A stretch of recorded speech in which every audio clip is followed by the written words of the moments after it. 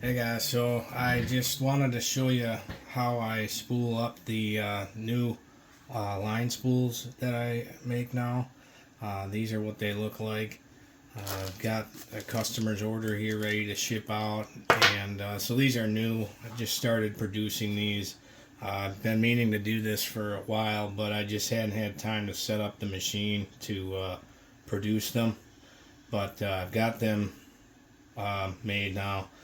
And so basically the way they work is you got these set screws here, and you'll loosen those up for your cable. I've got a cable here, same length as always, before, and so there's still that black line there, and you want to figure out which one is the short end and which one is the long end, and you want that black line to be in the middle. So basically what I'm going to do is make a figure 8, put that black line right in the middle, go like that,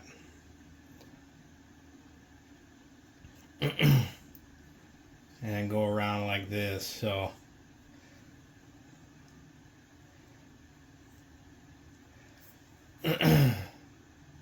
kind of a figure 8, not entirely.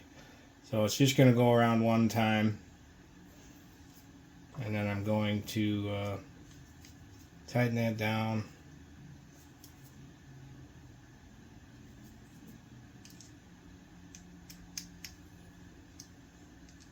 and then tighten the other side down. So you want to make sure that the cable is tracking properly, and then tighten the other side down.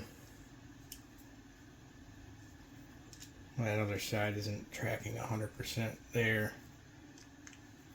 So there, now I have the cable installed. So what I'm going to do is take a razor blade, fold your tag ends out of the way, and then I'm going to go ahead and cut the section out that goes across there. So that's how I install the cable, and then you simply just wrap it like you normally do on your other spools. One goes one way, the other one goes the other way. So that's how that works. And once they're wrapped up, you can retain the winding with the cable retainer clips. I'm not going to do that right now, but then the stepper, you got the stepper here, and some of them have a D shaft, so there's a flat on it.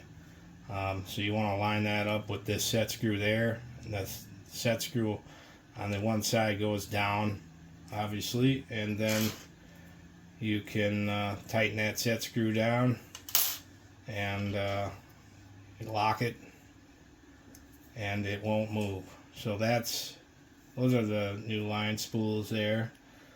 So if you need to raise or lower it, you can just loosen that up and then tighten it back down, and you're locked, ready to go.